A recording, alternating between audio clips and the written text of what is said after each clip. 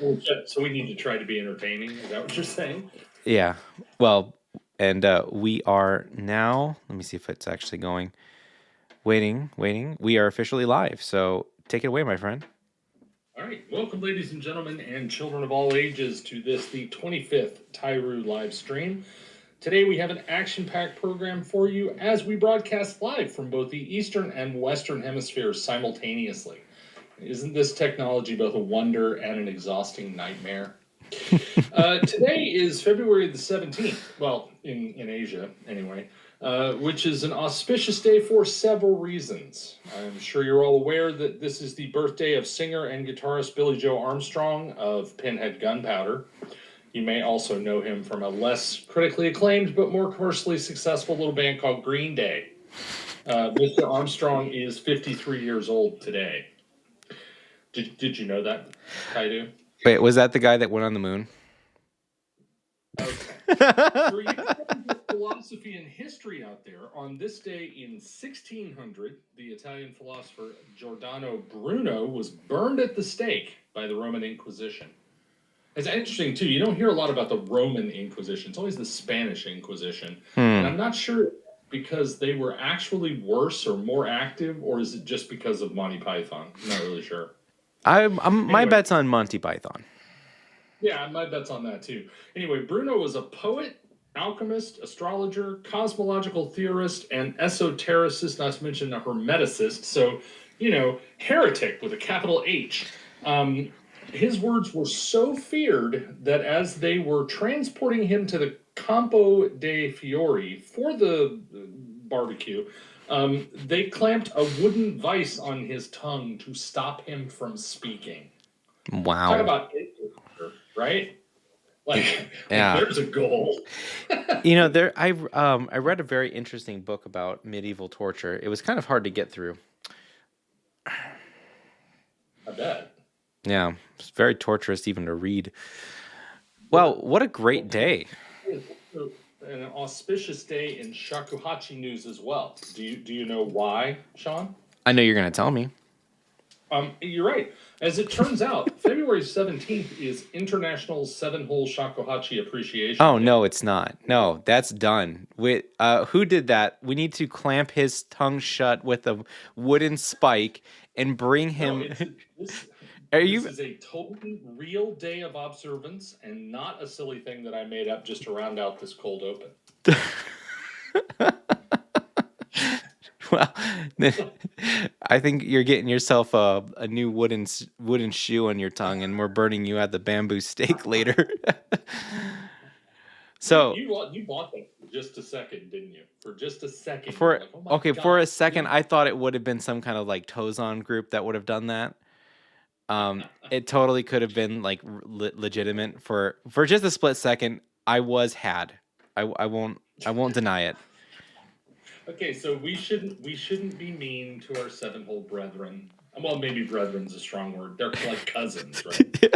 Yes, estranged cousins. Estranged second cousins once removed. Yeah, that I feel a lot more comfortable with that now.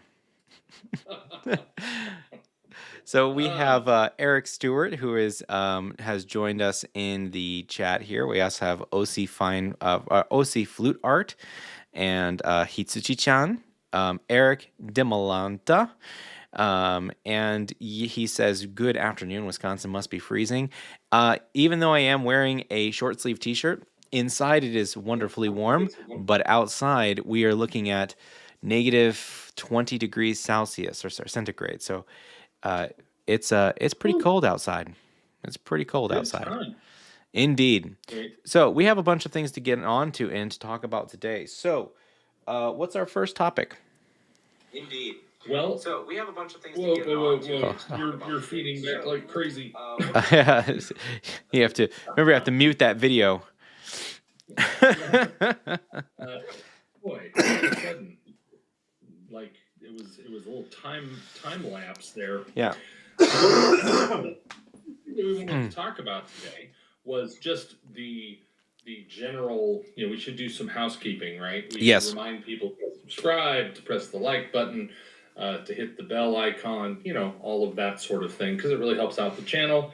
and we don't want to be here talking to ourselves. Yes, this is very true. So the more people that hit the like button, the subscribe button, and like interact, like so, if you're in the top chat right now, just go ahead and leave a comment and just say where you're listening from, and that just helps boost everything up so more people come in. And then when people come in, and why you should want this is because somebody might ask a question that you didn't know that you actually had, and it could really help benefit you in your shakuhachi studies. So hit the like button, subscribe, share the video out, get your friends who play shakuhachi to join in with us, and plus we'll learn more too. The more people that are here, there's always sometimes there's even experts who pop up.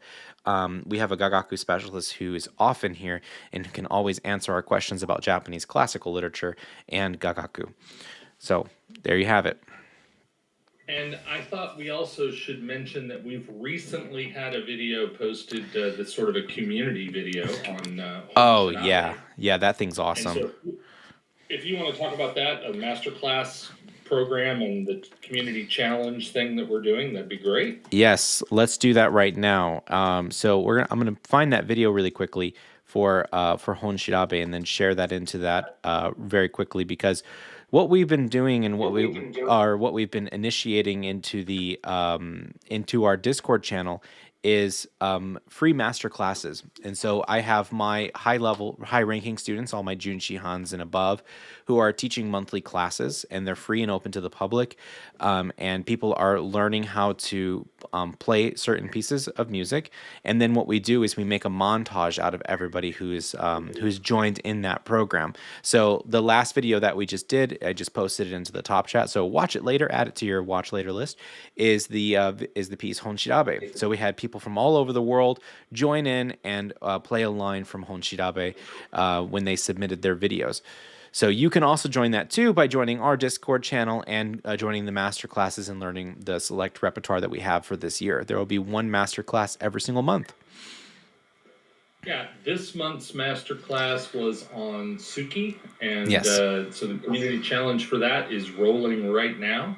And so even if you missed the master class, you're still welcome to pop in and join us on Discord and give us a recording of your version of Suki. Actually, we just had the master class on Suki, and it was kind of, I wanted to mention this to you and kind of get your take on it. Sure. In our repertoire, Suki is listed in the Honkyoku section of the Shoden book. Yeah. It's turn to page 16 in your Shoden hymnal, and you will find Suki. But it's not, I mean, it's not technically a Honkyoku, right? Because it's it's right at the very top. It says it's in 4/4 time, and it's broken into measures. So I kind of wanted your take on why we think of it as being, or put it in the Honkyoku section of our repertoire. So we should talk a little bit about the word Honkyoku itself, because back in the day, in like the Edo era, no one called the music of shakuhachi Honkyoku. They just referred to them as kyoku, which means pieces. So the later name Honkyoku is usually kind of thought of as the original music that was played by komuso. But if you kind of look at the word of it, it just means original pieces. So anything that's originally for shakuhachi could be considered a honkyoku. And everything can be honkyoku in this sort of sense, as if it's on shakuhachi. But the basic like Barbie Girl, Backstreet Boys can also be honkyoku. Welcome in, Herbert Haas. And OC, I see your question, so I'll be answering that in just a little bit. But like in general, a way of thinking about the term honkyoku is basically a piece that is originally for shakuhachi, especially in the case of like a solo work. But the way that most people think about the word honkyoku when they hear it is they think of traditional music that was played by komuso, or pieces that were disseminated from one of the many komuso temples in the Edo era. So in the case for Hirokado Reifu, a student of Yoshida Seifu, his piece is in the style of the original pieces, right, of these honkyoku. And because it's this solo work, it's using the Miyako-bushi scale, which was really common in the Edo era and for shakuhachi music. That's why we consider it this honkyoku work. Yeah, and it definitely, even though it has a key signature at the top there and a time signature, or sorry, not a key signature, a time signature, Hmm. shows that it's a 4/4 and it is set up to be 4 beats per measure. It's played with a very, let's say, tenuous grip on tempo. And that's actually one of the things that it writes in the top of it is it says it will say at the top of the score honkyoku fu ni. So it's in the style of honkyoku, but then it also Right, says deliberately. So it's like, well, which one would you like? Okay, you can't have both. And like, you also right. have all like these rhythmic things that are there. So, but I kind of get it. Like, there's this idea of like things should be measured, but you want to be able to also give yourself ebb and flow in the work, which is very much in the style of a lot of the traditional works. Yeah, and it definitely feels. I said in the master class that it's one of those pieces that it has a lot of honkyoku gestures in it, right? I mean, at the very beginning, big sude at the beginning, but it has a more modern sort of song framework. It feels Mm, more like, I mean, not to put this piece down, but it does have that kind of like, this is almost like a pop song yeah, compared. and part of that is also just because of the way like how the melodic structure works. It's very similar to some folk music. But we won't. Yeah, I don't and want to. it's part of Yeah, the and I don't want to well, it's get part of a too into the. movement in Japanese music too. That Mhm. was sort of a like the new, what do they call it? New Japanese music movement in the early 20th century, Yes. kind of to write folk music or to write honkyoku that was more accessible and like modern sounding in Yeah, its and structure. and there was a lot of new folk music that was written even up until the 50s as well. So it's you're right about that. And but we can get really in the weeds on that one piece. So I'd like to move on to OC's question, which is in previous live streams, there's been talk about different materials, but I can't remember you saying anything about wood. What do you think about wood as an option for shakuhachi? He further elaborates his own position, so let's hear this first. I favor wood for its stability and because different species of wood sound very good in other flute types. I live in an environment that's very hostile to bamboo, mostly cold and dry. So, yeah, it really just depends on what type of wood you're going to utilize because all of them are going to resonate and sound different. If it were my choice, I would go something like a very, very hard wood. Um, Oak would be a great choice, I think, for shakuhachi. Though I've never tried making one or having a maker even make something out of like a hardwood like that.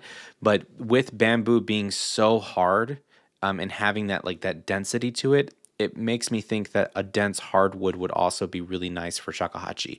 Ebony would also make a great shakuhachi, I think, as well. So there's your answer for that. Linus, do you have any thoughts on materials like hardwoods?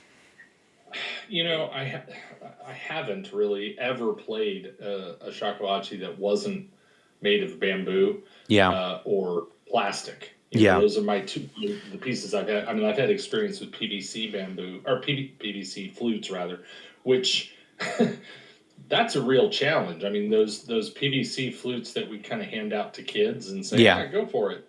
I mean, if you can get a good sound out of one of those, you're a hero.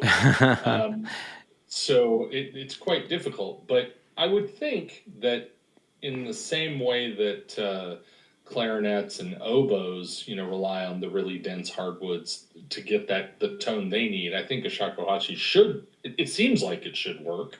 Yeah. And same with the artificial materials like ebonite, which, you know, ebonite is a kind of a replacement for the hardwood of a clarinet. Mm, And you know, there are fairly high level intermediate clarinets, you know, good quality clarinets that are made of ebonite that sound really nice. hmm. And that's if you live in a place that's really hard on bamboo, like you say, very dry and cold. You know, you might almost be better off just trying out an ebonite flute, because I know the price is quite high on those flutes, but they are indestructible in theory. Mm. Your flute would be, you know, made out of the same material as a bowling ball. It's pretty hard to damage. So, It's something I'd like to try at some point. Someday when I'm a grown up and I have money, I would like to try that. Yeah, I'm actually looking at some of the like what are the hardest woods. And like someone actually just mentioned here that they like the rosewood shakuhachi, and the thing with like rosewood's not on like the top list of like the hardest woods, which would be like maple, mahogany, ash, walnut, oak. And I'd be interested to hear how those sounds.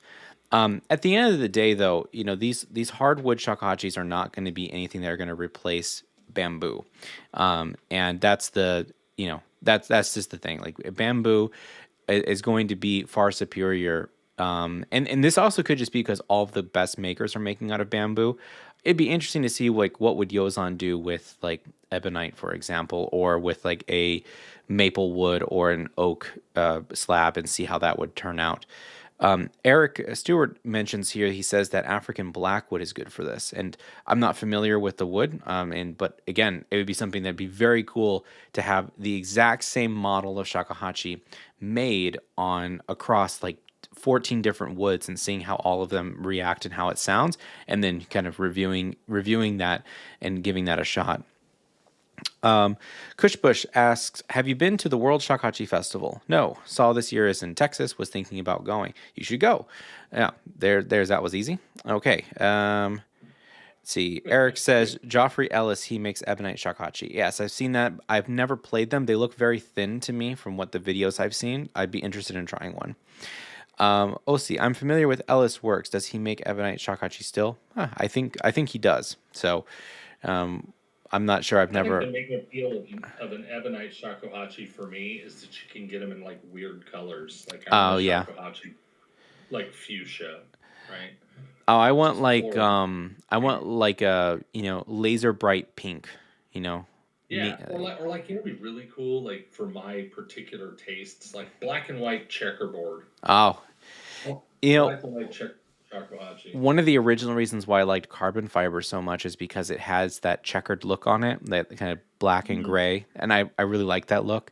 I used to be against it, but then when I played carbon fiber violins and violas, I was really surprised with the quality of sound. I had the same exact experience with carbon fiber guitars and ukuleles. I was initially opposed, like, how Yeah, could that possibly be as lively as you want? And then I played some of those the sort of the Blackbirds ukuleles and was like, whoa, yeah, like like it actually works well. Um, yeah, and you're not, and in the case of ukuleles, you're not out in Hawaii trying to cut down these endangered koa trees, to make ukuleles. So appealing on a lot of levels. Another one too is like Eric was saying like something that glows like in black light, like that would be cool too. I think you can actually put like I could probably make that into my normal flutes now, because you can put like something on the surface like a filament that then is glow in the dark. Yeah, there's some guitars and ukuleles and banjos out there that have the fret markers are UV reactive or glow in the dark kind of stuff, so that when you're playing, you can just look down and see where your hand is, even on a really dark stage. It has less application for shakuhachi because we don't move our hands around that much, but it would be cool looking. I totally want some. Okay, so here's how you make something UV reactive, just for the curious mind, is that you have to apply a substance that has phosphors in them, and so that's the chemical that actually absorbs the UV light, and then it can glow Mm. under black lights and stuff like that. So there are different types of paints and liquid solutions that can be applied on top of that, and then you can put a clear lacquer coating on top of that, and bada bing, bada boom, you've got yourself a super glow in the dark shakuhachi. Or And you could go the gunsight route. Tritium there is you go. radioactive, glows Oh, quite nice. nicely. And I mean, what's a little cancer, Yeah. right? What's a little radioactive poisoning? I mean, come on. I mean, are you even I used living? to carry, I used to carry a gun every day that glowed in the dark. I never really thought about it, and I was like, am I giving my gun parked right next to your hip? I'm like, am I giving myself kidney cancer with this? But It's like for some reason, sir, your hip bone is actually blackened. What? But Yeah, but I wondered about. it's only on your right side. We just want to know what you've been doing. Yeah, the tritium sights that we had on our guns were supposed to be completely safe, and I will admit that in the dark, looking down on your right into the holster and seeing the two little smiley eyes there was nice. It was very. It was like a little friend in your. Yeah, I can't think of that as being also like any ways like a military strategy, like any way safe at all, because you are just such an easy target to be shining Yeah, out. So I it's not really anything you saw in military weapons, law enforcement weapons, and to be honest, most. I mean, this is an unpleasant thing to say about law enforcement, but most law enforcement officers can't hit the broadside of a barn in a shootout. So we need all the help we can get. That's true. That's true. Well, shooting is difficult, and people don't understand that. So, but Especially when you're scared. yeah, yes, yeah. Remember, you know how you can't play shakuhachi when you're scared on stage? Yeah, okay. Well, think about like you're about ready to lose your life. Now hit this target. So, Yeah, fine motor control goes out the window. yeah, absolutely. Okay, so you had mentioned that there is some community board stuff that was kind of interesting to you. So I want to go over to that next. But before we go over to that, make sure that you like this video, you subscribe, and go ahead and leave us a comment in the top chat. Tell us where you're watching from, and tell us how you got into shakuhachi this Valentine's Day, kind of really close to, but not really, season. So Yeah, that was actually one of the posts on there was about asking people how they fell in love with the shakuhachi. you like that transition? Yeah, that was clever, and I thought that there's probably some great stories out there. We also in our Discord have a your story thread, which is filled with. I mean, it's gone back quite a while now, but it's filled with everyone's stories about how they came to shakuhachi and how they discovered it. So if you've got something more than a sentence or two that you want to post for posterity, join us on Discord and tell us your tale. Ah. Um, Well, I suppose with moving that, on. maybe I should just tell my story on how I even got into shakuhachi in the first place, because it's one that I get asked all the time. And since we Sure. have a live stream here, I can definitely, tell the story really quickly. Yeah, go ahead. So basically, my whole entire thing started is that I've been doing music since I was a really young kid, a very young lad, and everything from R&B to jazz to classical, heavy metal, and rock. I've been in many different circles. I used to be in a band. I used to do I used to play in a symphonic orchestra. I used to do contemporary classical music. I did a lot of avant-garde stuff. I played violin, viola, and of course, I went to conservatory for string music and Western music theory and composition.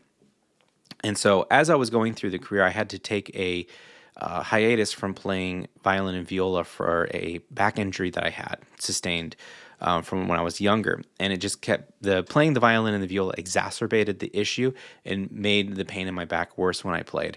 So I had to just stop.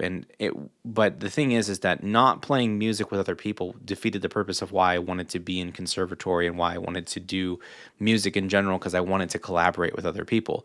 So I decided to pick shakuhachi, which is all solo music and doesn't collaborate with anybody.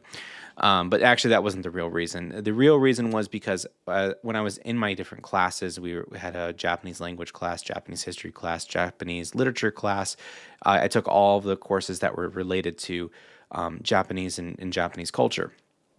And in that course, we went over Japanese instruments, and the shakuhachi had came up, and it was the first time that I saw the shakuhachi and heard it sound with its face. So growing up, I loved anime, I loved samurai old films, I liked everything Japanese, and I had heard that sound all the time, but there was never a face to it. So at that moment when there was a face, that's when I was like, okay, that's the instrument that I want to play. That's what I want to do. But it wasn't anything that I was thinking about. I'm going to become a YouTube shakuhachi teacher and, do my performances, lecture at universities, and make this my main shtick.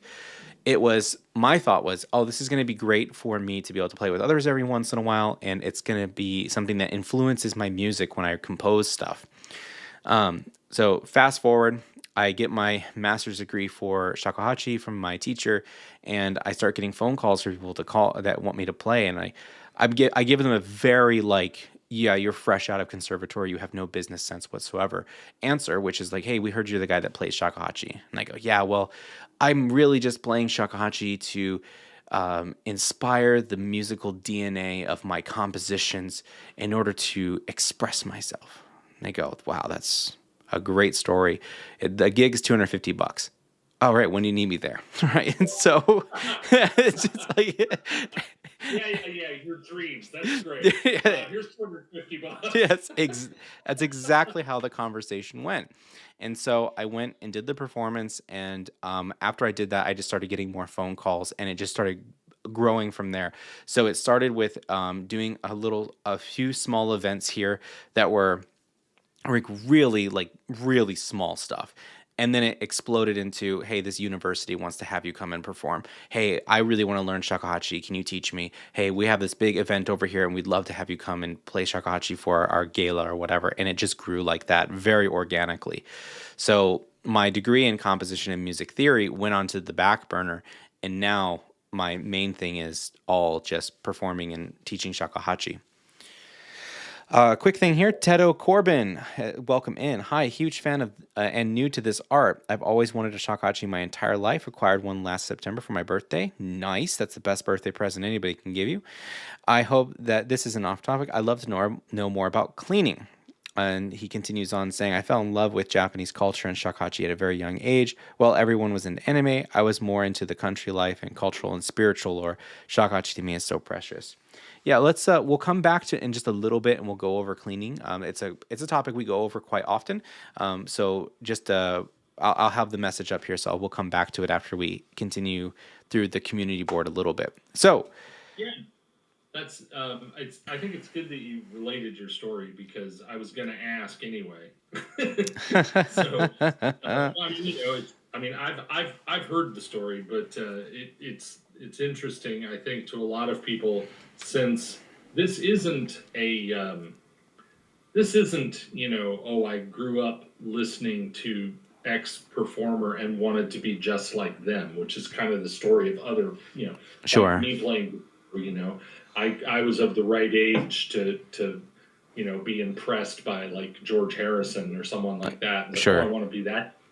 And that's kind of not the case with a lot of our shakuhachi stories. It's more like cultural, or like in my case, I heard it in movies and was like, what is that? And then I read about the Komaso and having a face for radio. I was someone who thought, covering your head with a basket is a great idea. I just kind of felt it's like it answered all the questions about the guitarist Buckethead, and it's just like, it makes sense now. I get it. Right? It does. And I think there's a lot of desire for the anonymity of it. Which, by the way, I tried on the Tengai in the studio the other day. I popped it on my head. Yeah. It turns out when you have a big white beard that reaches down onto your chest, that's not much of a disguise. No, it's not. It doesn't cover me at all. Like, you would know immediately that it was me, or at least someone else who looks like Santa Claus. I mean, it's not a very practical design anyways. Like, you can't run with it. You can't like it. There's a story of two komaso that got caught for shoplifting in Osaka, like way long ago. They were caught and they were beheaded. And so, I think that if you're in the komaso attire, it's like, who did this? The komaso. Oh, well, he's not going to be hard to find. He's in a kimono that's like that you can't really run in, and he's got a big basket on his head. Yeah, it's not exactly the sneakiest thing, but I also do you think there's some merit to the idea that it helps break the wind in front of the utaguchi? So if you're playing outdoors, you actually can play in a windy situation without losing, your tone. That feels to me like a post hoc rationalization. I think that it is post hoc, in that sense.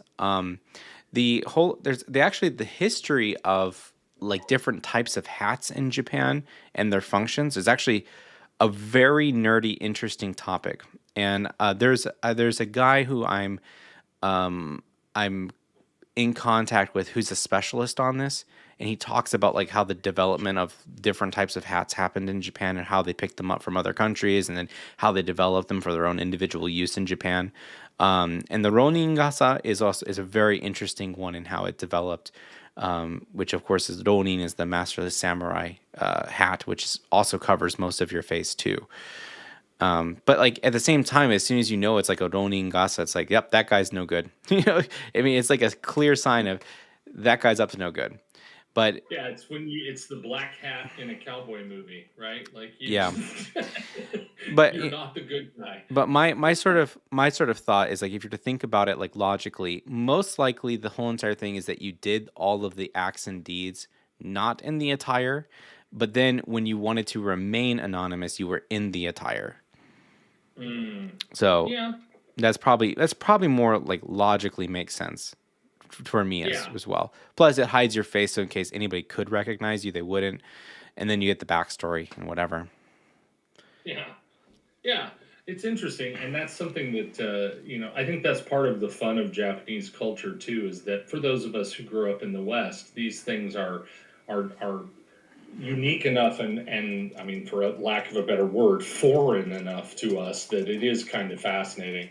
I remember falling into the whole concept of proofed armor like samurai armor that had been tested against guns. Where they would like take the breastplate and they would fire a musket at it, and if the ball didn't go through, they would actually circle it with like red lacquer to prove this dent was made by a bullet, and that made the armor more valuable. Just fascinating stuff that didn't happen in the West. That's really a really different worldview, a really different mindset. Yeah, the most popular weapon, by the way, for the shakuhachi for the samurai was actually the matchlock gun, not the sword. Well, and samurai initially were archers. That yes, was kind of what they were about that first. I like the idea of galloping up and down on your horse, yelling out your lineage, like 7 generations back, and then firing 3 arrows and disappearing. That, one of the things that was very interesting that some people like that were making fun of on Sekiro was when some of the bosses would come out and then they would scream their name and stuff like that, and then say like their titles and where they're. And it's like that's actually like the most accurate like thing about this video game in many sense. Not just like some of the building designs and architecture, whatever, but that was like, yeah, that's super samurai right there is running out. I am such and such of the land of so and so, and you are, or like they had such a strenuous attitude about not shooting people in the back that there were early armors that only covered the front of your body, and they had have you seen the like wicker and cloth arrow catchers that go on your back? Yes, yeah. Well, was it a Roman general that would say like with about archers? It's just like don't look at them, and then that's how you. Actually, the Vikings had that attitude too, and that was mostly because the bows they were facing were pretty weak. Yeah, the bows were made to take down like rabbits and stuff, and so they were. Oh, there's an archer over there on that hill, and the advice was just don't look at him because the most dangerous opening on your armor was your face. Yes, like just don't look at him. Yeah, yeah, it could do some serious damage, to like throat, mouth, and eyes. But other than that, we're not gonna. Well, and you had it's not like the classic video game thing where I took an arrow to the knee and my career was over. So, anyway, on the community tab, or it's not the community tab anymore. It's called the posts. Posting tabs. Yeah, the posts. Yeah, we have a man, it's so early in the morning in Japan. I don't know what I'm trying to say. We have a survey. That's it. That's the word. We have a survey about what's the most you've spent on a flute. And I was really surprised by the responses we've gotten so far. most people, 54%, are in the $0 to $500 range, which is shocking to me. Hmm. I was expecting a lot more people to be in that second or third category, the 1,500 to 3,000 range. But yeah, 54% are buying flutes for $500 or less. Yeah, in some sense, that doesn't actually shock me, because when usually people are picking up a hobby, they're not trying to invest in a lot of money for it. So, for example, one of the things that turns off people from classical music, for example, violin, is that there are such things as like getting a $400 violin, but that's basically just not buying a violin. That's like throwing away $400 into a fire pit. Yeah. Because in those instruments can just get so expensive so quickly, so it deters a lot of people from wanting to do it. Because, you say it's like, all right, I just bought my child a $1,500 violin. Oh, sorry, sir, but now they need a bow. Well, how much is that going to be? Well, that's going to cost you an extra couple $100 for something that's like, somewhat decent. And then you're going to have to get that bow rehaired every couple of months, and that's going to cost you $50. And you're going to have to buy strings every couple of months, and that's going to cost you about $100. And what else would you like? My arm and my leg too? Well, if you could give that, that would be really nice. Um, and um, and so the idea of like sometimes with like Native American flutes too, like there's a lot of very cheap introduction models that people can get into. Shakuhachi, we do have cheap options like the Hoshiarashi, the Shakuhachi Bell, Shakuhachi U, and even to some extent, some of the beginner flutes that come from Yozan can also be closer to that $500 range, even though they typically are 650, 750, 850. So people are much more likely to gravitate towards that cheaper entry price to see, is this something that I'm actually interested in and I want to get good at? Then as they develop onwards, they'll invest into a more expensive instrument.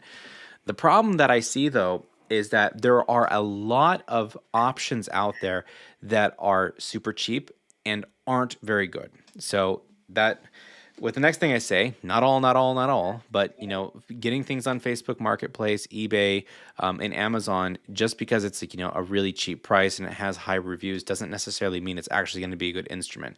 And there's been plenty of horror stories of terrible instruments, and then there's people who get lucky and they buy something that's $150 and then they got something that's like actually pretty decent. So Yeah. it's a toss up. I was joking around about that in my master class the other day about the, you know, I now have, thanks to you, I now have a 2.0 that I paid the princely sum of $50 for. That's right. But that's different. That was definitely because of right place, right time. I just happened to be there, and Sean had just purchased a lot of old flutes and was going through them. And I think this, that 2.0 wouldn't have been $50 if I had not been standing right there when it happened. No, definitely Uh, not. But that's just also because I'm really nice to my students. yes, very Sometimes. generous to your students, and also I think Sean is tired of me trying to tell everybody that the flute of the future is a 1.4. Oh, yes, I'm just like gradually getting you to play longer flutes over time. Yeah, yeah.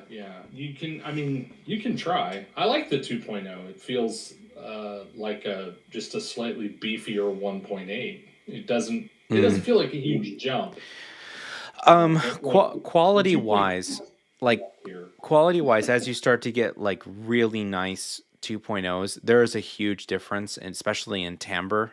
So I wouldn't just say it's a little beefier. I think it's a lot beefier. Mm. Like I love playing Sawai Tadao's Kaze no Uta on the 2.0. And I just think that the warmth of it, but the clarity is just perfect for that piece.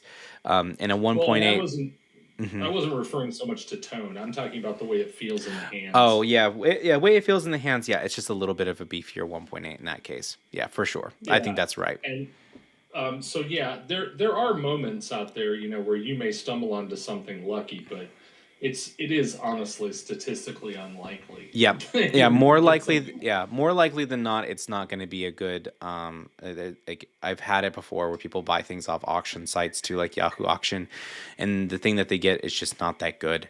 And sometimes it won't work at all. For example, in that collection of like old flutes that I picked up, you know, 3 of them didn't have E's. Like they didn't have high E's in the con register, so they'd have to get Yes. retuned. And then there was another one that just needed to be completely retuned from like every single note is off. So, That's just like, oh, that particular flute is like 40 cents flat, no matter what you do. And oh yeah, yeah, that one I too. was shocked. Yeah, So it's very strange too that I think people forget when they're looking at these instruments, and the violin or the guitar are really good comparisons because there are consumable elements of those instruments that have to be replaced. yeah, And the more you practice, the more often they have to be replaced. And that's yeah, just not the case with the shakuhachi. People don't think about the fact that you don't have to buy strings, you don't have to buy reeds, you don't have to have, a bow rehaired. You don't have to do all that maintenance and upkeep. And if you take good care of a shakuhachi, you're talking about an instrument that can still be going strong in a century yeah. from now, which is not the case with, a violin. You've definitely got to replace strings on a very regular basis. Some bass players will try to make bass strings last forever, but that's another story. You know, one of the things that's interesting also is that it's one of the things that people don't necessarily consider about a violin, is that you actually have to get the fingerboard resurfaced, and you have to have that done. And so my best friend was showing me his violin. He's like, I really think my fingerboard, I need a new fingerboard. And I'm like, dude, there's no way that you like messed it up that badly. And like it's like, dude, just run your fingers across it. And I run my fingers over. It's just bumpy as all get out. And I was like, so how much is that going to cost you? And he's like, well, if I go to somebody and get it done really cheap, I can get it done for like, $100. But because my instrument is like valued at $250,000, I'm going to go to the really expensive guy in New York, and it's going to cost me about $2,000 to get that done. So, his repair cost like the cost of a really good high level shakuhachi that you could pick up. Yeah. So I know that some people will say that sometimes the shakuhachi prices can get expensive, but and like personally, I sort of roll my eyes because I come from the violin viola world where we deal in instruments that are like $50,000 plus, and you have to get a Yeah. $50,000 bow, and your strings are like $150. That's not to say that well, because that one area is expensive, therefore the other area should be expensive too. Like not at all, but I think that the shakuhachi price being like for a professional instrument somewhere between 2,500 to even upwards to 4,000 or $5,000 is very fair for these very high quality instruments that use rare to find or hard to find bamboo. A lot of times they're using gold, silvers, fine metals, different types of rattan binding, which might be smoked and they have their own variety of quality, whether it be water buffalo horn, whether it be ivory or some other sort of substitute for that. Deer horn is also commonly used in some of those, and getting all these resources and then having the know-how to put all this together and then couple that with the experience of the individual maker who's been doing it for 5 decades, or in some cases even longer than that, that has a value to it. So just remember that when you look and you see a price on an instrument, there's usually a very good reason on why one instrument is so much more expensive than another instrument. Yeah, I think that also we have a because of this world that we live in of instant downloads and 3D printers and things like that, it's harder and harder to convince people that something that is a traditionally made crafted item is actually worth the cost. Hmm. And that's not just affecting the instrument world. That's affecting everything. But Yeah, at the risk of sounding like an old man yelling at clouds, I'm gonna I'm gonna move us on to the next topic because absolutely. I'm about to start ranting about how nothing is real anymore. There's no jobs anymore. It's just apps. You know, I'm gonna move on before I get too grumpy. Yeah. One of the other surveys that we have going is the when do you usually practice? Oh, this is a great topic. Yeah, and 38%, not surprisingly, 38% said in the evening. So I, Okay. I, I envision a lot of people coming home from work and grabbing their shakuhachi and getting a little bit of practice in, maybe before or after dinner, right? Hmm. When do you personally like to practice there, Taidu? Well, when honestly, so my sort of thing with my personal life right now, it's basically whenever I can get a chance to pick up the damn thing. So I have we have, I have a 2 year old, a 1 year old, and a pregnant wife. So, like, my free time is zero. There is no free time outside of my teaching and all of the stuff that I do. So a lot of times the practice I get is when I teach and I'm playing examples, or if I happen to have a concert that's coming up, and then I forcibly book out times, but there's not like a consistent thing where it's like every single day I've set out this individual time for me to work on it, which is one thing I would really like to change. And I think the only way to do that is to stop having babies. That would probably help. So, They know what causes that. yeah, I think we keep butt dialing the stork, and he just keeps dropping Yeah. them off. That's really what it is. Yeah. Well, modern science has got an answer for that. We'll talk. We'll talk later, you and I. Yeah. Um, I don't want to move back to prices really quickly, but Teto actually says here, but shakuhachi back in the day weren't that intense on price. Yes, they were. Um, you have to keep in mind on like the valuation of things, like in terms of how much the yen actually went for, like for the time. So like 3,000 yen, 50 years ago got you really really far, and how much a person was being paid per the month was a lot different. And I can tell you how many of the makers used to think about pricing for like professional shakuhachis or shakuhachis in general, which is that it should be 3 times your monthly salary of like the average salary of a person in Japan, so a salary man. So they were very expensive. There were shakuhachis that sold back in like I think the 80s and like late 80s, early 90s for $100,000. There was instruments that were also sold at very high prices in the 50s and 60s as well. So I would say that the prices are much more fair today than they were uh, prior, prior to the 90s. yeah. Even the really sort of raw, like hachiku type instruments, we tend to think of them as being very like lightly worked. But I think most of those instruments had a lot of work put into them to make them sound good, to make them Yeah. sound, playable. Well, they're also made So by, and like sometimes you're paying for the name rather than you're actually paying for the quality of instrument too, which is something to consider as well. yeah, yeah, and I think that maybe back to the rehearsal idea or practice idea. Yeah. Instead of saying when do you practice, let's say when do you prefer to practice? Like if you Uh, had your drugger, when would you like to okay. practice? 10 a.m. to 12 p.m. That's my time.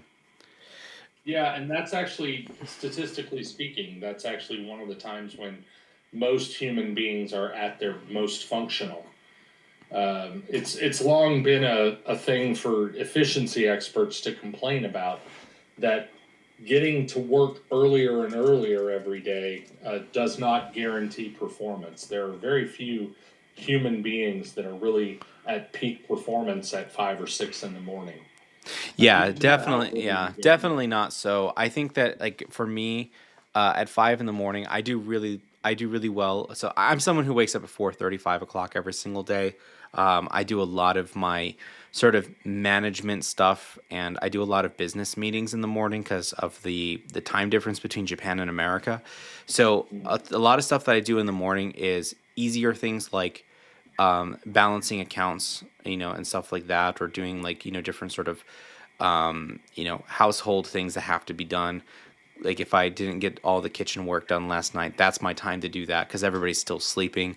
I might read a book, or start just getting my lesson plans ready for the day. But my actual like shakuhachi playing doesn't start until 8 a.m. or like up like 10 minutes prior to that, just to warm up before the first lesson. And then if I do have something coming up where I need to practice, then it's that 10 to 12. Another example of this is that the I had this. I'm working with the professor of electronic composition at the University of the Academy of Jerusalem Academy of Music and Dance. Wow, there's a lot of information in there that I had to draw in the recesses of my brain. So she had sent me a bunch of things that she wanted me to pre-record for the piece because it's going to be partially electronics that has shakuhachi in it, and then I'll be playing another part on top of it. So when I had a bunch of the music there was a lot of things I had to learn, and there was a lot of things I needed to practice because there was some difficult stuff. So I would bookmark, like, okay, my goal is, there are 9 sections to this piece, so I'm going to do like three sets of 3. And each day I did 1, 2, 3 from 10 to 12, and the next day 4, 5, 6, and the next day after that 7, 8, 9, and then I put it all together on the 4th day, and then I recorded on the 5th day. So I when I have things that I have to do, I'm very practical about it, because I've been practicing music for over 20 years. I know how to practice to put things together to make it so I can play something. But again, my main practice time is, I would much prefer to do late in the morning, right before lunch. Yeah, that makes sense. And I think for me, I've had jobs in the past where I had to like clock in and be functional at 6 in the morning. And that was never good for me or my employer, in my opinion. And as far as like getting up early, I did a thing last year where I made a deal with my wife, and we did this, like, we're going to get up at 5 a.m. for 90 days, like 90 days straight. We're getting up at 5. And I found that early morning, like from 5 to, I usually wake my kids up around 6:30 to get them out the door for school. And I found that was a really great time of day to sit dejectedly at the table and stare at a cup of coffee. Yeah. That was I got really good at that. I could Well, I that's could what, put a good 40 minutes into one cup of coffee. honestly, that's what they make Baileys for. Um, Yeah. It's but definitely not for me. I'm a vampire, and mhm. my favorite time to play is the time when I'm not supposed to be playing. Like 2 I a.m. frequently find myself at midnight going, "Oh, I'd really like to practice right Uh, when I was younger, and I was in at the university practicing viola, a lot of my practice time was at midnight. A lot of it, but I think that just works better for, like, I don't even know why that was the case, because now if I think about practicing at midnight, I just go, oh, that sounds awful. I just want to sit in bed, watch Netflix at midnight. I don't want to do anything at that time. now." Yeah. But I find for writing too, like when it's time for me to write creatively. If I'm editing, it's any time. But if I have to write creatively, I'm often much more creative. Beginning around 10 p.m. 10 p.m. to 2 a.m. That's like golden writing time for have me. we talked about the way that people used to sleep back in the day? Have we I think we did this on one of the live streams. If we haven't, I should totally talk about sleep Yeah, patterns. bimodal sleeping. Yeah, Is that what you're talking about? so bimodal sleeping was the primary way that people slept back in the day. Basically, they would have dinner, and then there would be, as the sun was going down, that's when you would sleep. And then you would wake up about 4 hours later, and then you would do creative things. It was primarily like there was 3 or 4 things that you would do. You would go visit friends and family. You would pray. You would have sex, or you would do artistic related things: composition, writing poetry, writing a book, or doing some sort of like extracurricular activity in that sort of field. Then you would go back to sleep again, and then do like another 2 hours of sleep, and then wake up and do the rest of it, then do your normal day. So it kind of does make sense sometimes when I have those like really extreme urges of wanting to compose or wanting to do something artistic in the middle of the night. And I think that's just like something that we've lost from the advent of electricity. Yeah, the advent of electricity and also the 8 hour or longer work. Yes, yeah. I've read a couple of different historians' take on this, where they say that the change was caused either. Some people blame it on electricity. Some people blame it on good, reasonably priced mechanical clocks. Hmm. That when you got to the point where you had a reasonable mechanical clock that would keep good time and that had alarms or chimes on it, to help people know what time it was, uh, to get up and be at work at 7 o'clock in the morning or whatever, people started having to compress their sleep into one longer block rather than the two shorter blocks. I don't know if I buy it with the mechanical clock. I definitely still buy it with electricity because you can elongate your working hours at night. And then when it comes to like doing artistic things specifically, like writing, poetry, composing, all of that can be done by candlelight. Sure. There was a book called A World Lit Only by Fire, which is about kind of life in the medieval period. And one of the things they pointed out was that you didn't need an alarm clock to wake you up in the middle of the night for that period of handwork or creativity or whatever, because you would, when you went to bed, you would bank the fire, and you would be naturally woken up at 1 o'clock in the morning because you were freezing. And Mm, you wake yeah. up and feed the fire a little bit, warm your house up, and then while you're up, you might as well do some knitting or something, and then you fall back asleep, like you said, for another 2-3 hours before dawn. You said it's a I world love it. only lit by fire, I think is the title of the book. So, Yeah, yeah. and Yeah. it's it's a fantastic look at uh, what the world was like before there was electric light. Hmm. Yeah, Really and interesting stuff. the other thing I noticed too, which is a common problem for the modern shakuhachi players, that we do a lot of our stuff electronically via phone. We use tuners and metronome apps. We might use our iPad for our instruments. We do our lessons on Discord, Skype, Zoom, and whatnot. And the amount of distractions that are present in front of you at any given time of the day also makes it hard for you to get in that practice from that 10 to 12 o'clock period, like for me. And it's so easy to have your phone buzz and then go, oh, I have to go do this thing. The immediacy that's required of everything in today's day and age is a little bit sickening. If an email isn't responded to in 24 hours, the person is considered to be lazy or irreprehensibly, unfixable, and Yeah, they must be removed from their position. And this is also found in other places too, like setting up different appointments and whatever. Like you have to do everything with immediacy. Okay, I'll give you an example of like the idea of immediacy in today's context. In Japan, when you want to go see the doctor, you have to do an online form yeah, where you have to submit, that you want to come in and be seen. You're given a number and you're seen by the number in terms of and when you checked in. The thing is, though, is by the time the first minute arrives on that, everything is either full or the system got overloaded and is shut down. So, that's just the idea of everybody wanting to jump in and get this one thing done right away because they feel the pressure, societal pressure to do so. You get a message on your phone, and the instant reaction for many people is, I must react to this thing and I must reply to it right away at this moment.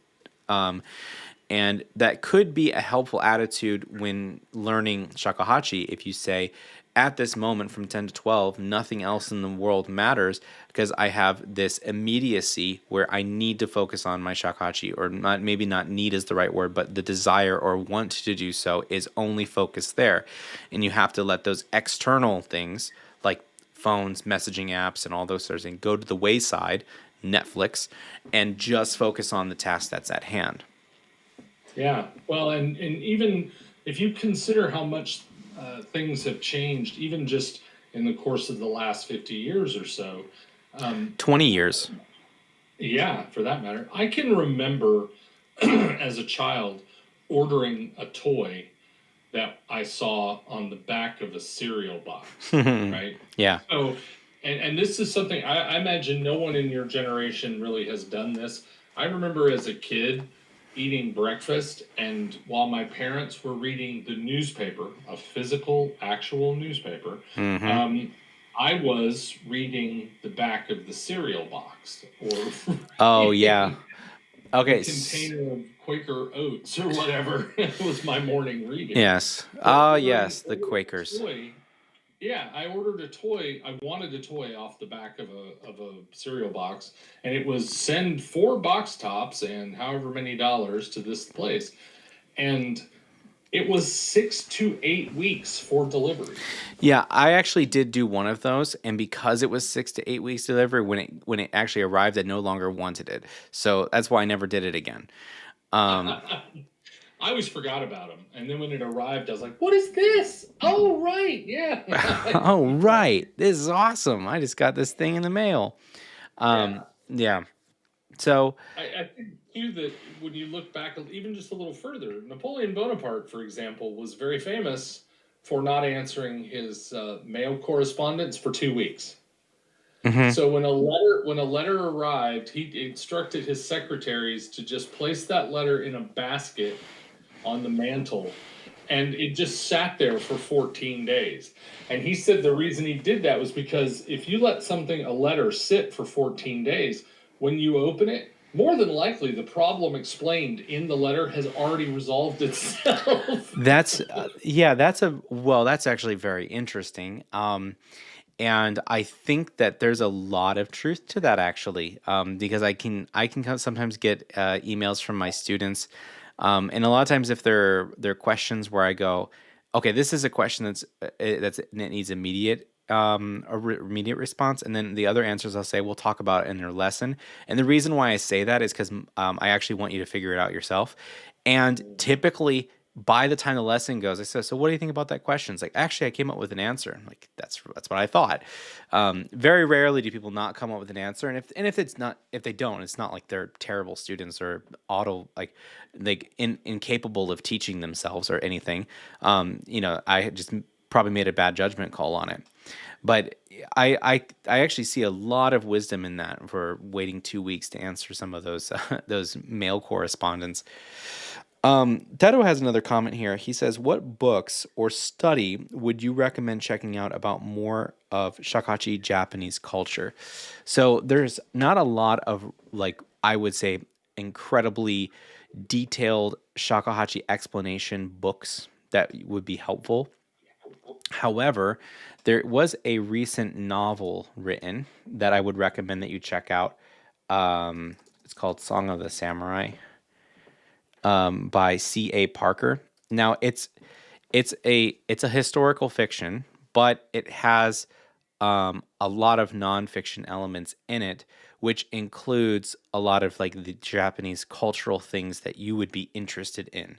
So that might be a fun way to learn about like actual places in history, actual places where a lot of the activities that he's talking about in the book did take place, real life people who lived, walked, and breathed. They might not have said the things that he said in the book, but the whole entire journey and actions and ideas will give you a lot of cultural context. Outside of that, the best thing, and this is what I usually recommend for people who want to have just a better grasp of Japanese history, is pick up an anthology. And it can just be an anthology on Japanese literature, or an anthology on Japanese war and whatever. And then that will give you a lot of cultural context for the different time periods. There are many, many books on Edo socioeconomic and culture and Neo-Confucianism, religious beliefs, and all that kind of stuff. A lot of those things have been written, and so I would recommend on whatever topic that grasps you. Right. So if you're like, okay, I'm really interested in Neo-Confucianism, specifically Yomei Gaku, which was popular in the middle of the Edo period. Go to Google Scholar, type in Yomei Gaku, and then or Japanese Yomei Gaku Edo period. You'll get a bunch of results, and then just start reading all of those things, and that will give you an area that you can focus and lock into. That will give you even more cultural relevance for your shakuhachi playing. Yeah, that was see, and we chose today was going to be we put ourselves in as entertainment, not education. And now we're educational and not entertainment. See, This is what they Yeah. do. This is what they do. Yeah. This is how they get you. Hmm. Um, so I do want to remind you that we promised earlier that we would touch briefly on cleaning. Oh, that's right. We need to talk about cleaning. Okay.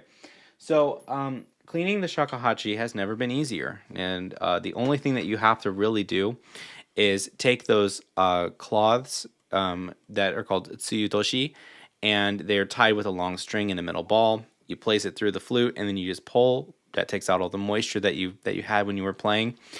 Put the cap on, place it into the plastic bag, like one such here, and then when you put that in, blow hot air, wrap it up, and you're good to go and you're done. As far as some other things that you can do, if you want to be really careful with your flute and making sure it's clean, is taking a Q-tip and then just circling on the inside of all of the finger holes, and that will help get rid of the excess dead skin that's built up inside the shakuhachi. So there's a little quick reminder on cleaning your flute. And if you haven't liked this video, like this video. If you haven't subscribed yet, subscribe and hit the notification bell. And if you haven't shared this video, why not share it with your friends and build a bigger shakuhachi community? And if you're interested in learning shakuhachi, join the membership on this YouTube channel. We have hundreds of educational videos, not entertainment videos, educational videos on the shakuhachi. So join the membership and check out all the videos that we have to offer. Yeah, and I really like the way your tone shifted.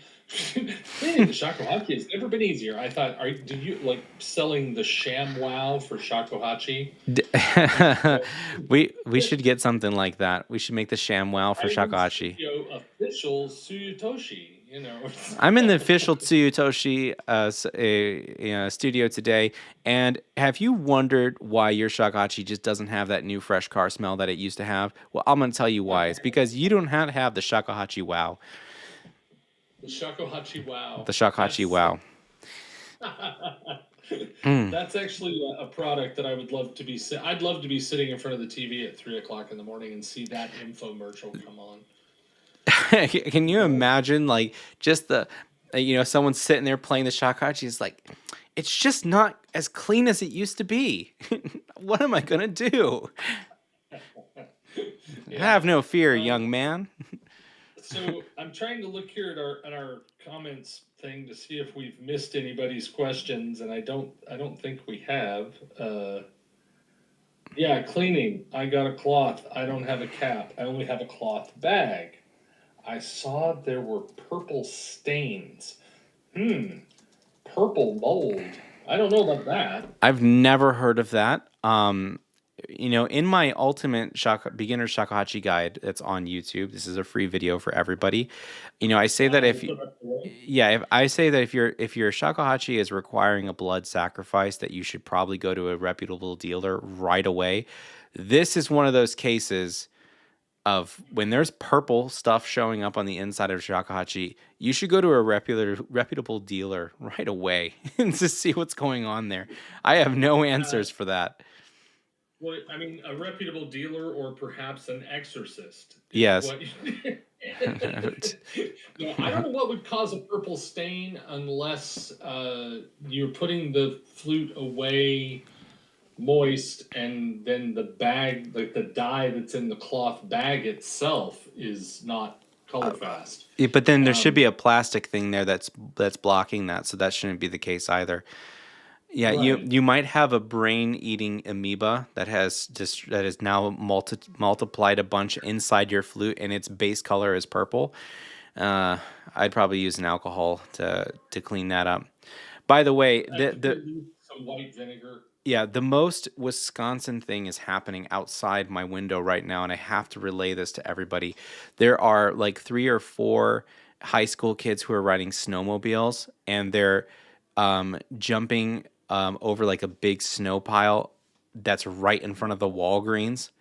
So it's like, like it's really great because it's like they're getting like 5-6 feet of air and then like going like 10 feet like horizontally, and I can see the manager standing on top of the building yelling at them right now, and it's like that's a Wisconsin moment there. You can't make that stuff up. No, that's That's just drenched in cheese curds, is what Yeah, that is. that is definitely inside the cheese wall. All right. Well, I think we are coming down to the end of our allotted time here, so Yep. we want to take a look at like one more question or one more comment. Do you have something you want to close on? Yeah, let's go ahead and just take a look. Let me look at the post board really quickly and see if there's anything in there that I would want it to continue on, or if we have any questions in the live stream chat, we'll go ahead and take those before we sign off. Well, we do have a post about Big Row. Yeah, don't do it.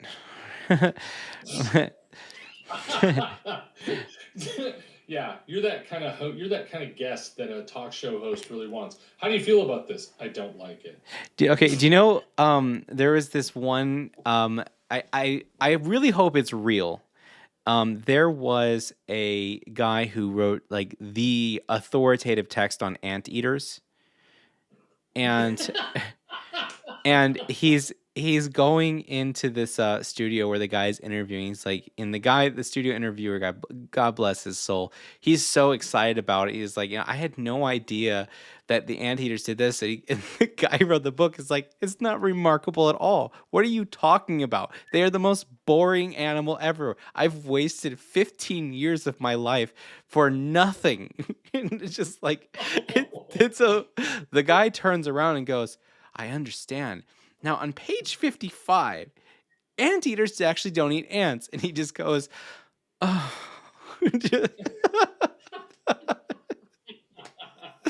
So I gotta figure. Let me see if I can pull up that video for everybody that you guys. So after you watch this live stream, if you didn't learn anything about shakuhachi, at least you can learn about anteaters. Yeah. Or maybe you can learn about the pitfalls of being an academic. Yeah, there it So goes. the comment I was referring to is we are often chasing the biggest row we can get, and remember that the other end of the dynamic range is very important, and so we should also practice playing softly as well. Yeah. And if you like, in 20 words or less, what's your best advice for playing softly and having a nice tone when you're playing soft? So in general, when people play, they have a sort of a dynamic range that looks like this, right? So this is like their quiet area, and then this is their loud area. And typically, people are always pushing this part of it to get louder and louder and louder until they can't, get any more. So they'll basically get themselves stuck at a mezzo piano to a fortissimo or fortissimo sort of sound. But then from that mezzo piano, you have piano, pianissimo, pianissimo, pianissimo, and so on and so forth. So now if you look at the range that you've created, now you have this massive range, which was for here. Now it's like tripled, right? It's a tripling effect. So the what you can do for that is to continue to engage the core as if you were playing a really loud note. It's the same sort of function that you do when you play on soft notes, because you want to have deep resonant core sounds on the soft notes. So the setup is very similar. Okay, that's actually really good advice.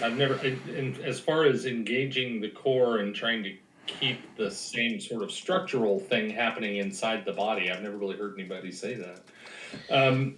I was telling students just this past weekend that, like, when you can play competently on the low end of your dynamic scale, it makes the high end of your dynamics seem bigger than it is. Oh yeah, for sure. Because it's auditory sleight of hand, mm-hmm.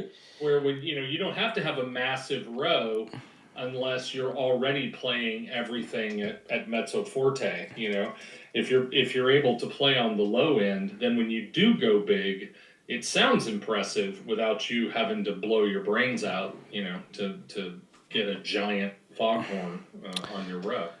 Every time I hear foghorn, I only can just think of foghorn leghorn, and it's like, now, you see here, boy. I'll say there that if you want to have yourself a big row, you got to have yourself a little row. Maybe I should really hire like a professional impressionist to read off a script as like foghorn leghorn teaching shakuhachi, right? Now, There's a lot of potential with the voice acting community. Like you could probably do that really inexpensively. There's a lot of voice actors out there that work for nothing. yeah. So, Well, I don't want to expose them and like the what is that called when or exploitation, right? yes, yes. But Well, I just think Foghorn Leghorn would be good. Also, I would love to take a Shakuhachi class that was taught by Yoda. You yeah, know, I feel like you would learn absolutely nothing in that I know, lesson, but it'd be but hilarious. you would feel as if you like the thing is with Yoda is that you would feel as if you learned a lot, but and then 5 years later you go, I don't think I learned anything in that time, right? And but like Foghorn Leghorn will have you laughing, but now you see here, boy, if you got a big row, you got a little row, right? It's like there's actually like a lot of great advice in that. I can work with that. I just think, row or do not row. There, there is no try. There is no try. Row or do not row. There There, is no try. uh, Um, I think that it's about that time. it is about So, that time. You got to saddle up and hit the old dusty trail, as they say. that's right. And thank you for being here. Thank you for joining us on yet another live stream. And if you, as mentioned before, we would appreciate your subscription and your follow and your like and your share and all those buttons on YouTube. And I don't know. Do you have anything else you want to add there, Big Dragon? Row for 10. Row for 10.